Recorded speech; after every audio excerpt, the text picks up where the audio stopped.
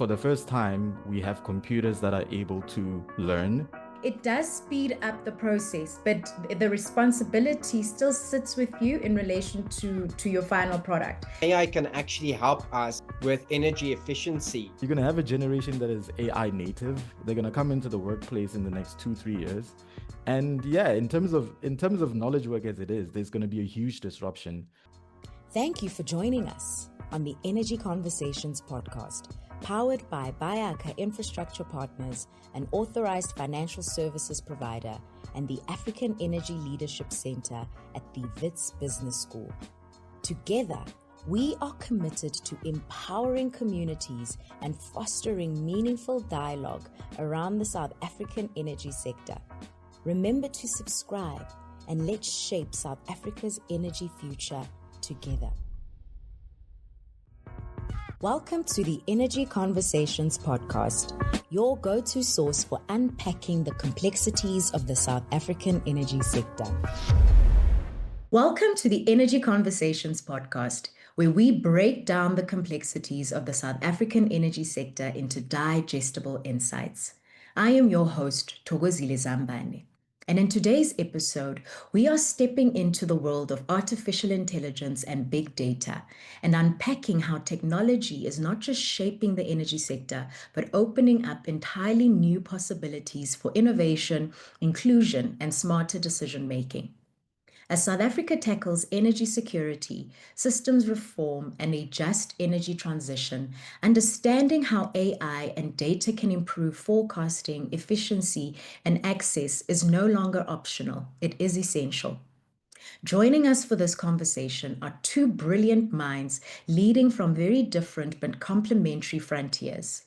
We have Tebogo Mohlahlana, who is the founder and CEO of Riama AI, a startup using machine learning and big data to optimize renewable energy systems.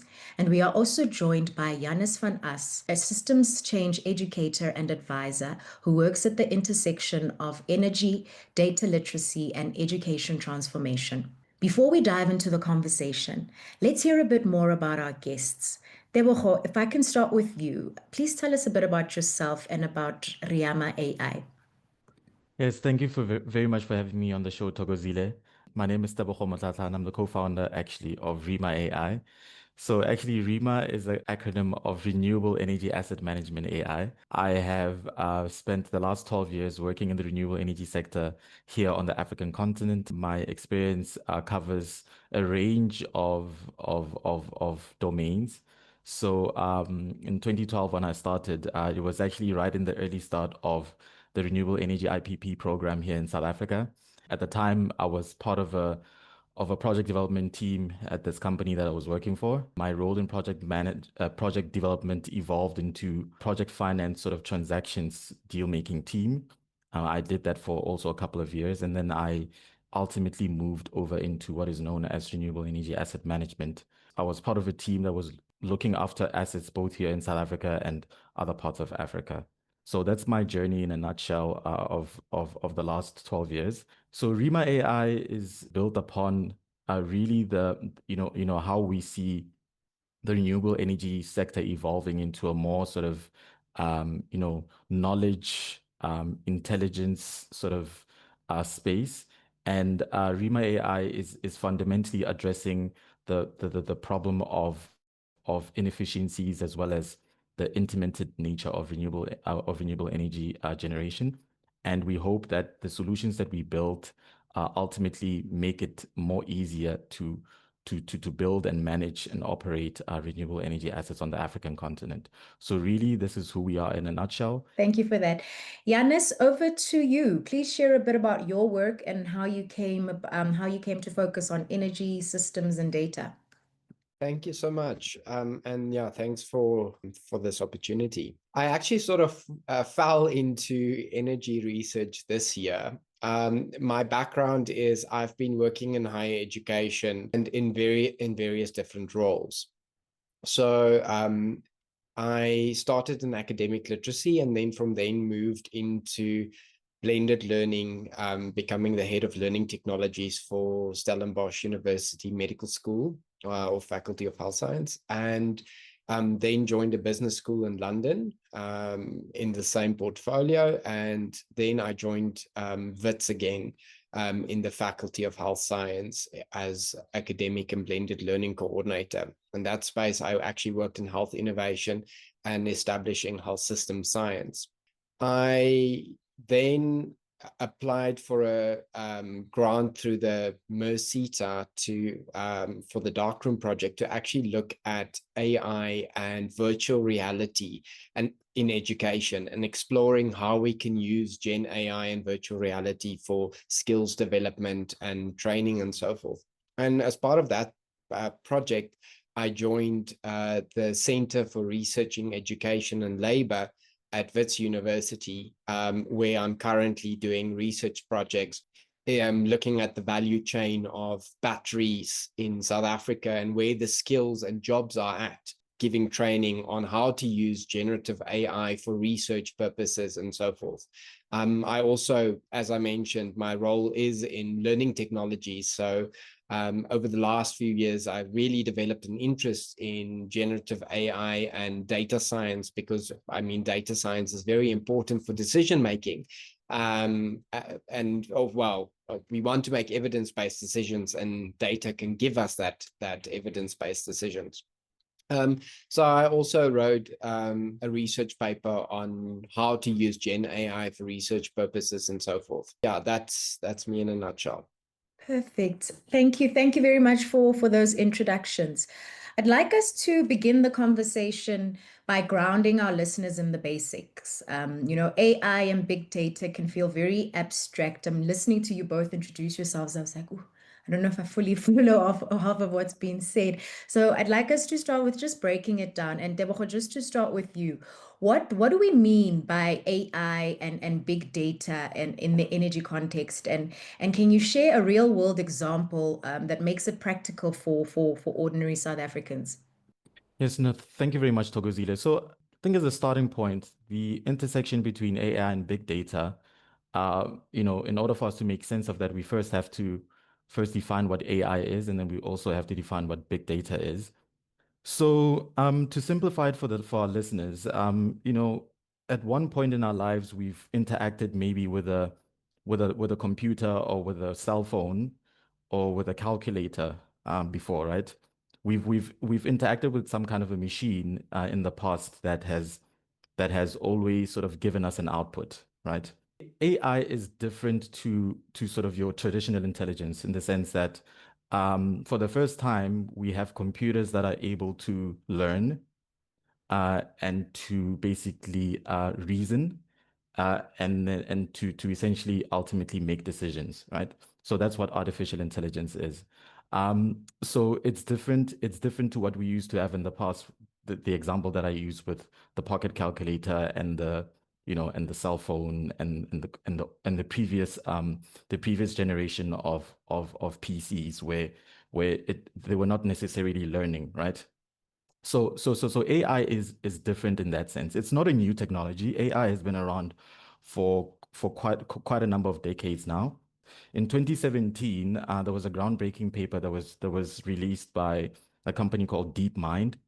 This company ended up being known as Google DeepMind. So this paper that DeepMind published was essentially the building blocks of what is known as transformer technology. It was because of this paper, this transformer literature that was put out in 2017, that we have, what we've come to know today as generative AI, as well as the ChatGPTs and the Google Geminis, etc. So that paper in 2017 really set the path for transformer technology as we know it today. We use the terms GPT a lot. So GPT actually stands for generative pre-trained transformers. So that's a type of large language model, which I believe we'll unpack further in today's segment. But in a nutshell, for the first time, we're seeing computers that are able to learn and to reason and to almost have human-like attributes. So that's effectively what AI is. There's generative AI in this space. There's things like knowledge graphs in this space. There's things like computer vision. So there's different types of AI systems. There's agentic AI. That's a really good one. That's very much recent. So when we talk about AI, we talk about a holistic sort of set of different AI systems. And then on the big data side, so what is big data, right? So big data can be defined as data that is accumulated over time by institutions, by corporates, by organizations, and then this data is ultimately used to be able to make a decision. Big data can either be straightforward or structured in a way, or it can be unstructured. Think about, for example, the data that is sitting on your Excel spreadsheet, and over time it gathers dust, right? That data can actually be used to be making bigger decisions one day. So big data is data that is able to almost have a competitive advantage if built appropriately. The person who's maybe wanting to make a decision, who's maybe wanting to arrive at a specific outcome, can actually rely on the big data to make a competitive advantage or a competitive sort of output. Effectively, in energy, you're talking about things like predictive maintenance. You're talking about things like plant availability. You're talking about things like dispatchable power. You're talking about things like project assessment or viability assessments that will be pursued further. So all of these kind of decisions form part of the intersection between AI and big data. And for South Africa specifically, we have a national grid was previously under one umbrella, but the Department of Energy and the Department of Electricity have broken up Eskom as we know it. So right now you have a national transmission company that is actually operating the entire grid. So the data from that can be used to inform future further expansions of the national grid as we know it, right? That's one example. We also have, for example, in the energy space, data around possible sites where new projects, in our case, renewable energy projects, can be developed. Data such as wind energy resources if it's a wind site, or solar energy resource if it's a solar site. So this data can also be used to inform development of new projects, where these projects can be located, and practitioners can actually use the data to model business cases and test their assumptions. So essentially, this intersection between AI and big data is about making decisions that better inform the energy sector altogether. In the west coast of our country, in the green hydrogen space, for example, those explorations are going to also be informed a lot by big data, and how the mapping of those projects is going to be set out in future. So there's a lot of use cases for data, and there's also a lot of uses for AI. So this intersection is really useful once one gets to unpack it further. Perfect. Thank you very much for that. And thank you for helping me really know my best friend's full name, because I speak to her every single day. Hi, Chat, how are you? I did not know that it was actually generative pre-trained transformers. So this is quite exciting. I think Chat and I are going to have a long conversation after this interview. It's really interesting because Google used to have Bard, and no one knew what Bard was. And then Bard was quietly sitting in your Gmail or in your Google Workspace. And then they changed Bard to Gemini a while back. So all of a sudden now it's Gemini. But back in the day, if you look very carefully, there used to be Google Bard right in your Google Workspace. Building on to what Tebogo has shared, he's already touched on why these technologies are really becoming foundational to the future of energy systems.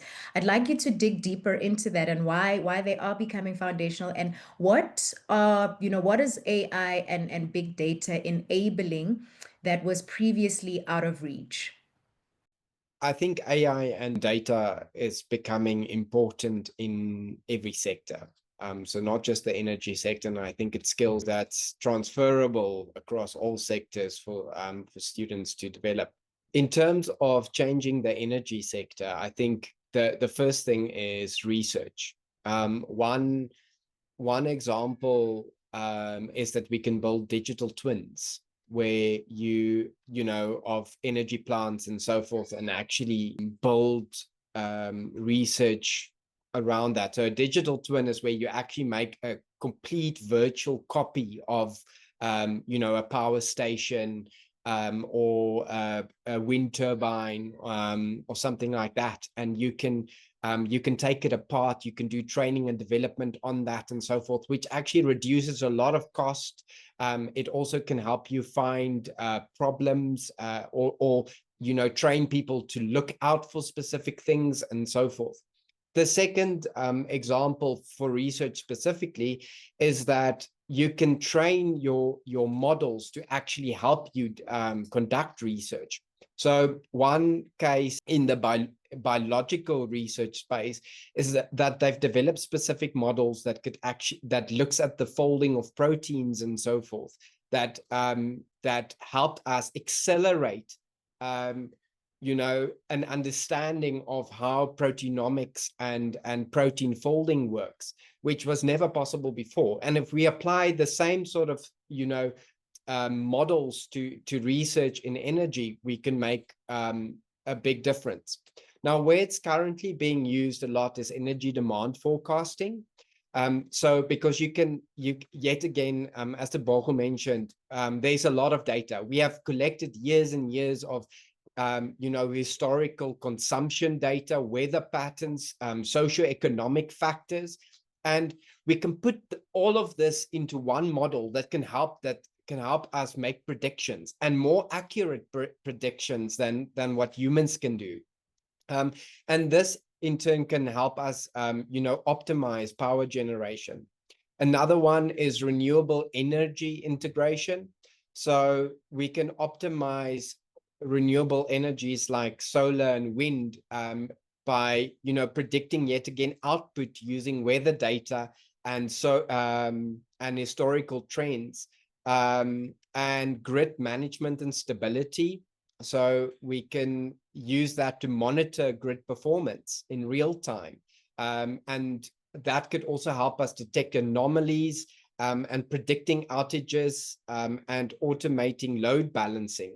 I mean, if we apply AI to load balancing, we might actually reduce, and I don't know to what extent Eskom does it, but, you know, we could actually reduce load shedding. I mean, one example where we use AI and Internet of Things is Eskom's idea of putting a switch on geysers where they could, you know, automatically switch it on and off, and that could lead to a more stable grid. But you will use AI to do that sort of functionality.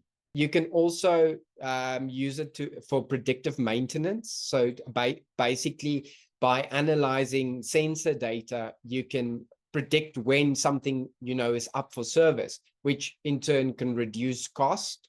Okay, you can also use it for carbon emissions reduction, and yet again for exploration, like where would we put a renewable energy plant? So where's the best spot in the country, you know, for wind or for solar or so on. So and then you can also use it for consumer engagement. Thank you for that. And now that we've set the stage, I want us to dig deeper into then what functionally is happening in the field.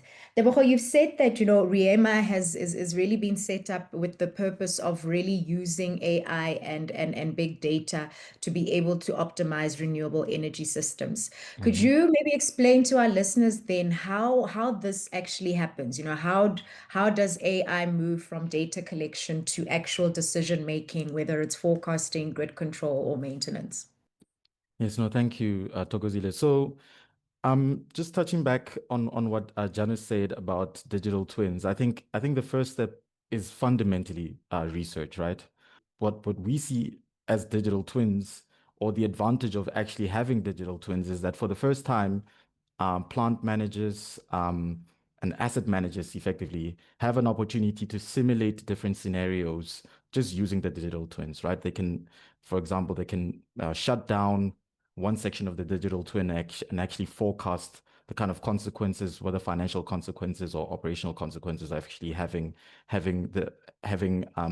a shutdown without actually shutting down the actual facility, right? So I think that's exciting because it starts to open up this possibility of endless simulation, endless research, endless modeling, right? And what we are doing at Rima AI is that research is the starting point. We are a research and deploy startup in the sense that we identify different AI tools and then we test them against use cases. By testing them, I actually mean that, for example, we'll define a use case. Maybe in some cases, generative AI might be good at maybe drafting or maybe, drafting emails or something like that. But generative AI might suck at predicting, right? So we try to find the best tool for the specific use case. So research is our starting point. And then deployment is the second step that we do. When we say deployment is that, for example, we'll deploy a prototype, and then we'll sit with industry players, different companies, different IPPs in South Africa, and then we'll say that this is the prototype that we've built.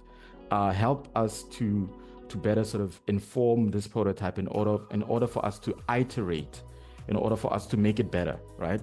And this approach has been useful for us because we've essentially gotten to the point where we believe that our endless iterations and endless prototyping has brought us to the point where we believe that we can propose a product that is actually valuable.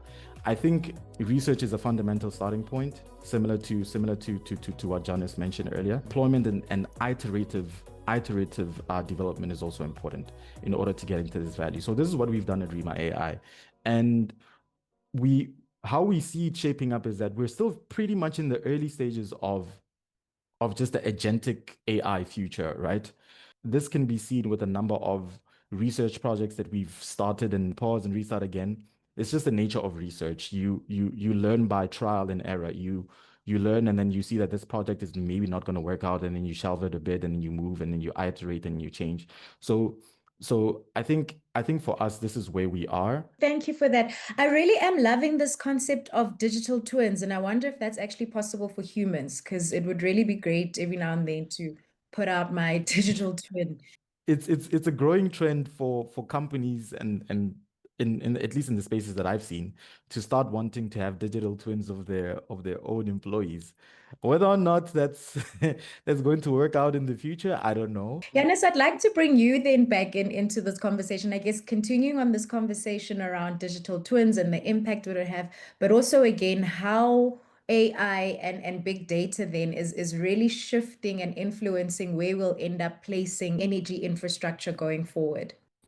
So just to conclude on the digital twin, there's a lot of research around it, obviously for infrastructure, but also for humans, like you said. So actually part of my research in the education sphere is seeing how we can make, I can make a digital twin of myself. And then when I make videos or podcasts like you do, I just type in what I want, and it then simulates how I speak and my voice as well and so forth. So it can actually fast track how you make videos and so forth. And then I don't know if you've heard or recently saw in the news about the solopreneur, where you can actually create your own company using lots of AI agents that can do all the work that one person would do. But pivoting back to the energy sector, so digital twins, yet again, I think one thing Tebogo mentioned was, the fact that we can switch something off and model implications. So we can actually, see what the dangers are, the cost implications and so forth by actually modeling it in a digital environment without having any real consequences. That's a real great potential. It does still it still requires it's a very costly exercise to develop a digital twin, but it's definitely worth, I think it's less costly than, actually simulating that in real life. In terms of infrastructure and so forth, it's sort of the same, what I mentioned earlier, used for site selection, material efficiency. We can study, we can study material performance using AI and helping that to make better predictions about what materials can we use in our energy systems and so forth.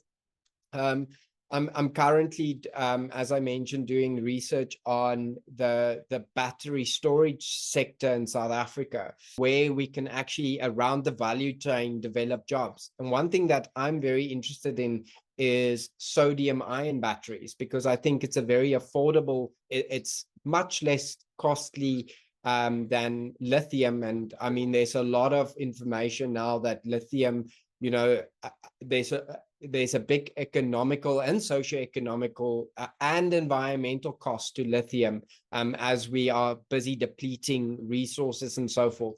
So moving to sodium ion or mechanical batteries, like some of the the crane batteries with big bricks that they're building, all of those can be designed using AI systems and optimized to be as efficient as possible. Then we talked about demand forecasting and scenario analysis, which is sort of around the digital twins, but you can also run different types of simulations and models and so forth using all the data collected and AI. We can design smarter grids and decentralized systems. We can plan for extreme weather, and AI models can really help us, make better predictions about what technologies to invest in to reduce carbon emissions and so forth. We spoke about real-time monitoring, so I think that's a very important component of AI, integrated with the Internet of Things and having sensors that's connected, and all of that data pulled into one system can help us, monitor the entire grid. And it can also help us with policy compliance. So 3 case studies where some of these things are already being used. So, for example, Siemens has developed an AI digital twin for studying wind turbines to actually optimize the size, but also how to the optimization of wind turbines, and it actually helped them to increase output efficiency with 20%. Now, another case study, Tebogo mentioned DeepMind, but Google has actually used AI to optimize the data center energy use and the amount of cooling that it requires. I think there's been a lot of debate in the around AI and how much resources ChatGPT is taking to answer your queries and so forth. And AI can actually help us with energy efficiency and reducing the cooling costs and so forth. So it's also very useful for companies to do that in-house. There's another company that used AI to simulate future grid scenarios, helping utilize how can we move to 100% renewable energy plan by 2050 and so forth. So it's still, all the use cases are still emerging. So I think it's quite an exciting space to be in and to keep your ear on the ground in terms of how this is shaping, because at the moment we don't know what all the the potential users of this is. It's still unfolding. I guess it's quite an exciting space, filled with opportunities, and as we then continue innovating, and I guess as these systems or these digital twins are come about, you're then from there you'll actually produce more use cases or produce, like, it almost becomes a compounding effect of what can actually be done, because we our limited thinking as humans tells us this is as far as we go, but then you sprinkle in some AI and you've gone to the power of 1,000. So we are still yet to see where we really could end up from that perspective. But what I'm quite interested in, and then I think, especially when we think about South Africa's socioeconomic challenges, and we really think of the fact that we have a very large part of our population that really is still underpowered, or still struggling with inadequate access to electricity, and we've got a very large informal sector. And Tebogo, I'd like to hear from you in the sense of, when looking at AI and how it's then able to improve reliability in renewable energy, what kinds of business now become viable in those underpowered or informal markets? No, thanks, Thokozile. I think maybe I'll just start off by saying that as much as AI is an opportunity, there's also risks with AI, right? I think probably one of the greatest risks that we can identify is your cybersecurity, data privacy risks. If you think about it, anyone with WhatsApp right now has AI on their phone, because now WhatsApp has an AI feature, right? Yeah. So, or anyone with Google who has access to Google now has access to Google Gemini.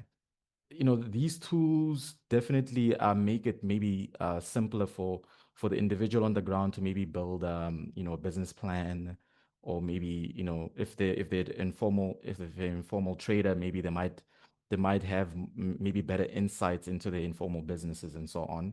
But I think there's a bigger sort of a broader picture about, a broader sort of topic altogether about data privacy and what these AI tools are actually doing with the training data collected from individuals. And I think that's for policy and for governments to get right. So on the one hand, you have this tool that is very useful if approached properly, because for the first time, maybe people on the ground can, like I said, they can fast track things like their business plans, their forecasting. They can have very quick access to information about the sectors that they do business in, and have a sort of a continuous improvement sort of approach to how they apply their informal sector businesses. So that's one thing on the one hand. But on the flip side is that this AI space is also very much dominated by very large they call them hyperscalers. So they're dominated by these very large hyperscalers like the Googles of the world and the Metas of the world and the AWSs, etc. So on the other side, there's the aspect of what happens to the training data when data is collected from, for example, a WhatsApp conversation or a Google email address or something like that. What happens to that data? What do these companies actually do?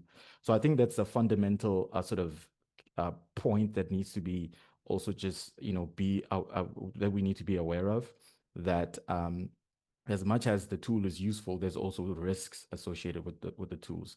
Now, in South Africa specifically, we also have a broader challenge of climate change, and we also have a broader challenge of unemployment. We should probably also be asking ourselves to say that, when we're sitting at this intersection of AI and energy or clean energy, what is the ultimate objective? And in my viewpoint, the ultimate objective should be ultimately to reduce reliance on CO2 or fossil fuel generation, right?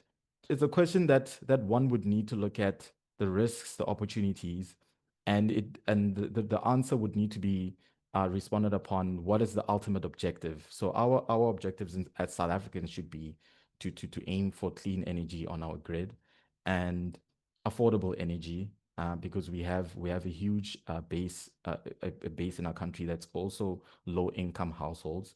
And how do we enable sort of clean energy that is affordable for those low income households? So I think it's a very sort of broad subject matter, and I suppose how we can approach it is just to say that yes, there's opportunities with AI, but there's also risks with AI, and yeah, we just need to make sure that we approach those very carefully. Cool. Yannis, I'd like to bring you back in, and specifically with your academic background and your academic lens. What would you say is one shift that schools or universities must make now in order to prepare students for an energy future that's really built around data, digital systems, and AI? What should be introduced in schools and university right now?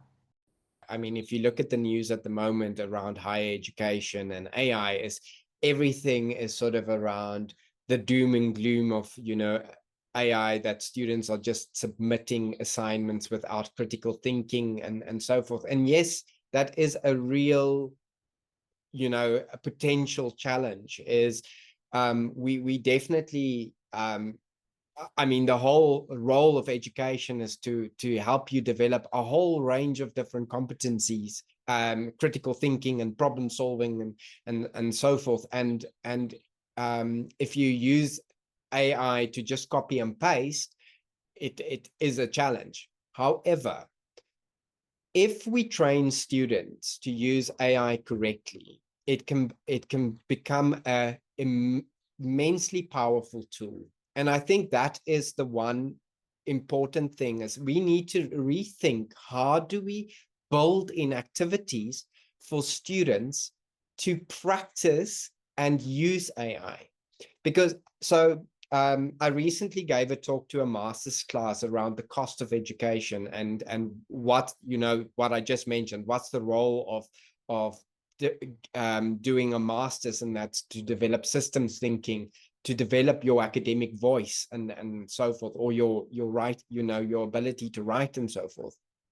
And the other thing I mentioned in that talk is that AI is nothing different to what a calculator is. Like, about when the calculator was introduced, if you go look at historical quotes and so forth, people were up in arms that we're going to lose our mathematical ability and so forth. And did we? No. But the difference is that we have developed before you start using, or before they introduce a calculator into the curriculum for students to use, they do teach you the basics of arithmetic and foundational knowledge. So the important thing is that you first need to develop that foundational knowledge so that you can discern what the challenges is with AI, because AI does hallucinate, and it's your role to validate the arguments that you portray. A student can never turn around, and not just a student, any person cannot turn around and say, "Oh, sorry, it's not my mistake, AI did it," because every argument that you put forward, you have to take ownership over. So for that reason, the skills that we need to teach students is, how to validate, how to synthesize, how to use AI ethically, and in what circumstances. And the only way that we're going to do that is if we integrate more activities into our curriculum for students to explore AI with, so that we actually give them some tasks. So for one example, in the medical curriculum, I actually ask them to generate a definition with around public health and health system science using AI.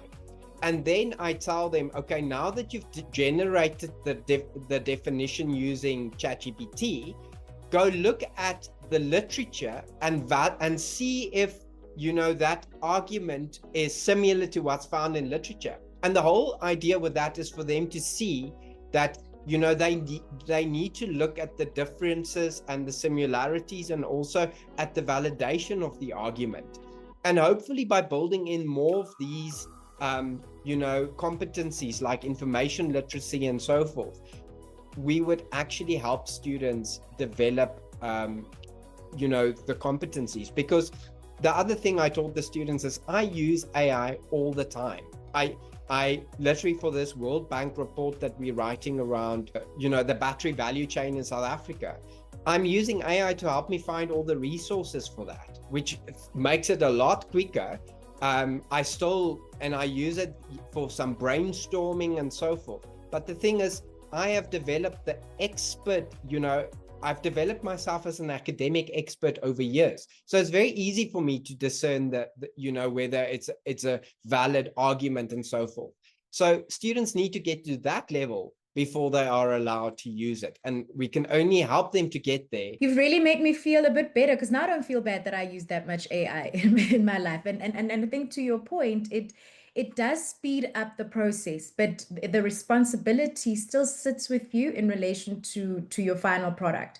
And I think, Exactly. students or anybody even younger or junior in your career, no one's ever going to say, like, I'll even say it to the team, write your things, use chat, let chat help you get there. But then it's for you to bring yourself in there and refine it with your knowledge and what you're trying to do. But I want you to be efficient, but I also don't want you to copy and paste. And I think that's the nuanced level, that it's not, because I think it's so dangerous, because you can get to a place where, especially as I think for young people growing up in this age, you have to still demonstrate value. Because if you're just gonna regurgitate what ChatGPT gave you, give me that, then why did I have to have a resource to do this? Because it would actually be cheaper for me if I just go speak directly to Chat. So I think it's quite important then that there is that balance that's introduced, and I think it's using it responsibly is probably what we're looking for at the end of the day. Something else in there in terms of what you said is so definitely it is about showing value, and otherwise a company could just develop an AI agent to replace you. But speaking to that point specifically, I recently saw a thing on LinkedIn about it's a big tech company. So it's not in the energy sector, a big tech company that wanted to appoint 5 interns to help them on a project. Now, because it's such a big tech company, they didn't say who the company was. They just said, no, we're like a Google size. So it's a big one. And so they wanted 5 interns, and they got something like 10 or 15,000 applications. So they tried to reduce that down by giving the students a lot of tasks. So when they started looking at the tasks, they reduced it to about 200 potential graduates that could fill the 5 positions, and they only appointed 1. The reason why they only appointed 1 was when they started interviewing the students, they could realize that the students used vibe coding to develop the apps and so forth, but they didn't understand the principles or the reasoning behind their design choices and so forth. And so there was only 1 student that actually had the expert knowledge to convey their design choices and so forth. And that's where the real risk comes in, is that if you allow ChatGPT to develop everything for you, you're not going to develop as an expert. Very good point. And Tebogo, I'd like to bring you in, especially with as you're growing REMA. How are you thinking about talent development and capacity, and what are you seeing as then being missing from this ecosystem? We had an opportunity to actually connect with young people recently here in Cape Town at the Youth Energy Summit. And, I was actually very, very shocked that South Africa's youth is prepared. Hey, they're very knowledgeable. They're very excited about, what's happening, the shift in sort of knowledge work. I met young people that were already testing out their own AI agents. I met young people that have built their own autonomous robots in their dorm rooms. So I was actually very impressed with the kind of talent pool that we have here in South Africa. And I think what interacting with the current generation of young people has shown me is that we do have the capacity here in South Africa to build software for the world. We have the talent, we have the qualifications, we have the institutions. Our universities are some of the best. And I think what we probably just need to do is we need to believe in ourselves more. We need to work to our strengths as South Africa. So Rima AI, we're based on the outskirts of Cape Town, Somerset West area, and we are basically well positioned to receive students from the surrounding universities around Cape Town. As South Africans, we should do more to sort of really hone into what our young people are actually doing, and actually promote that, promote a culture of innovation, promote a culture of curiosity among our young people. And I mean, if I mean, I'm in the tech space, so if you look at what's happening on the African continent, we actually have competitors, right? We have Nigeria, which is probably the biggest tech hub on the African continent right now.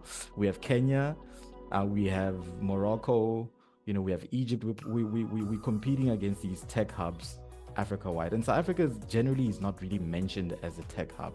So I think there's opportunities for us to really tap into the potential that we have among our young people. Like I mentioned, I recently connected with young people at the summit that I went to recently, and I was really blown away in terms of what they're willing to do, but in terms of how they can, the kind of platforms that they're given. There's not possibly enough platforms where young people, especially in energy tech, which is my sector, there's not enough sort of platforms on energy tech here in South Africa. And because we have things like the Renewable Energy IPP that has been here for the last 15 years, we really have the talent pool to build software that is South African. We really have the knowledge and the exposure to build software that is South African, that can be exported to the rest of the world, to the rest of Africa and to the rest of the world. The ambition that these young people have, and they're gonna change knowledge work. They're gonna flip it upside down, and you're gonna have a generation that is AI native. They're gonna come into the workplace in the next 2-3 years, and yeah, in terms of knowledge work as it is, there's gonna be a huge disruption. And these young people, like I mentioned, they've already built their own AI agents, and they're not even like second year, third year, right? So it's if you think about it, it's crazy, but this is where it's going, and we just need to support them and hone into what they're doing, and to bring them closer to a more sort of structured environment in order to tap into their potential. Thank you for that. Janus, what would you say are the 3 skills that you believe young professionals will need most as we move forward into this AI data-driven future? So the first one I would say is lifelong learning. Well, since ChatGPT launched in 2022, there has been an explosion of different AI tools and so forth. Part of that is that you need to start like exploring different tools and seeing what the functionality is, thinking critically about how you can build that into your workflow and your pipelines and so forth. So you constantly need to stay abreast of all the new, the current trends and so forth. So part of that is being a lifelong learner and thinking about how you can use it. The second thing is digital literacy and information literacy. We spoke a little bit around, that we really need to integrate those skills into higher education, but you really need to validate arguments and information and so forth, because AI still hallucinates a lot. I saw a quote when I wrote a book chapter on using AI to turn you into a futuristic researcher, that the one person said, Gen AI is a dream machine.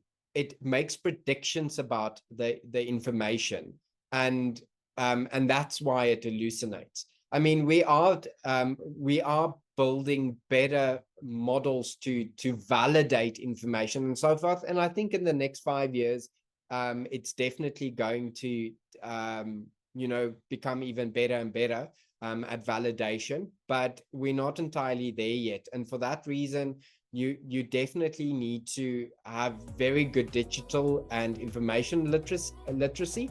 And then I think the other thing, especially what Tebogo mentioned around, the youth developing robots and so forth. There's a lot of opportunities for entrepreneurship. So entrepreneurial thinking and systems thinking, I think, is also critical, especially if we want to make a change in South Africa. Well, thank you. I mean, this has been such an insightful conversation. And just to conclude and wrap it up, I'd love to hear from both of you. With everything that we've spoken about, there's been a lot of big techie terms and a lot shared in this conversation. But what would you, from each of you, I'd like to hear, what is the one thing that you are hoping that an ordinary South African would have taken away from this, and that you believe it's quite important for them to hold on to that piece of information in the context of operating in this AI and big data world? Tebogo, if I can start with you. It's critical for us to have this culture of lifelong learning. Whether you're in your 30s or whether you're in your 20s or teens, grab a hold of what's going around globally. I listened to a lecture yesterday, and the speaker was basically saying that in terms of AI, in terms of the AI journey, where we are relative to the previous sort of computer revolution, we're in the 1960s of software development. Right. This is what the speaker was saying in the lecture that I was listening to. So now think about it. We're probably still in the 1960s of relative to the previous software generation. We're in the 1960s of software development, and we're still in the first innings, right? It's still a long AI way. So lifelong learning is going to be critical. And I think for our young people that are still at university, like Janice said, find a domain, spend as much time as you can studying it and researching that specific domain. In our case, it's renewable energy, and then be the expert in your domain. And with lifelong learning and being the expert in your domain, you're likely going to be solving some really big problems. I think for entrepreneurs that are actually exploring to get into AI, I would also rather say that I would want to challenge you to solve real problems with AI. We have so many real problems in South Africa. From you name it. Every sector, every sector in our country tends to have challenges, whether it's public sector, private sector. There's big problems. So if you're wearing that entrepreneurial hat, identify big problems that you can solve in this country, big problems that you can solve on this continent, and tap into your systems thinking, as we heard earlier, and tap into your curiosity, as we heard, your lifelong learning, and then actually build systems that will solve big problems. Janus, what would you say as your closing remarks on this? So Tebogo basically took what I wanted to say, because I was already saying that I like from as I'm in the skills and training and development sector, I would focus on that. But I think second to lifelong learning and exploring tools and so forth, I definitely think sort of building again a bit on what Tebogo was saying around curiosity and solving big problems. I think the world is full of problems, and with the emergence of AI, there's even going to be more wicked problems that we need to solve. And luckily, AI becomes the tool to solve itself also, in a sense. And I think, thinking creatively. So yet again, focusing on that systems thinking and entrepreneurial thinking could definitely, would also be a takeaway. And just also, yet again, sort of what Tebogo said around curiosity, having curiosity to know about what's happening around you. If we take the energy sector as an example, so with this research around the value chain in South Africa and so forth, I learned so many interesting things about the energy sector. And I think a lot of us don't actually know what's happening around us in our own country and so forth. And so my other takeaway would be explore a bit about the energy sector and how you can solve those problems and so forth. Thank you for that. And I think for me, what's key is not to be afraid of technology. I think even, what led to us having this conversation was because other than my bestie chat, I'm really not the best in terms of technology. It tends to terrify me. So even trying to have this conversation was very terrifying. But what I'm realizing is it's to not be afraid of it and actually to embrace it, see it as an opportunity, and really just be curious, as you're saying, be curious. And it's not necessarily a tech conversation. It's a problem conversation in terms of what are the solutions that you can come up with to the problem. So whether it's energy, healthcare, whatever sector that you're in, look at the problem and then see that AI and tech can actually be a great solution for that, and to stop being afraid. And that really brings us to the end of today's episode of Energy Conversations. Tebogo, Giannis, thank you for the clarity, the insight, and the forward thinking that you've shared with us today. This episode really explored how artificial intelligence and big data are not just technical tools, but they are powerful enablers for a more efficient, inclusive, and responsive electricity system. We've covered what AI and big data really mean in the context of energy and how they work in practice, how these technologies can improve reliability, optimize infrastructure. We've also looked at the ethical, equity, and education questions as we must tackle to ensure that we have a just, digitally inclusive transition. And we've also looked at the unique role that African innovators and institutions can play in shaping the energy sector's digital future. This conversation reminds us that the future of energy is not just about electrons, it's about intelligence, access, and agency. To our listeners, thank you for joining us. And if you found today's episode valuable, please share it with your network and follow Energy Conversations and subscribe wherever you listen to your podcast. Until next time, let's keep the conversation going. Thank you for joining us on the Energy Conversations podcast, powered by Bayaka Infrastructure Partners, an authorized financial services provider, and the African Energy Leadership Center at the Wits Business School. Together, we are committed to empowering communities and fostering meaningful dialogue around the South African energy sector. Remember to subscribe and let's shape South Africa's energy future together.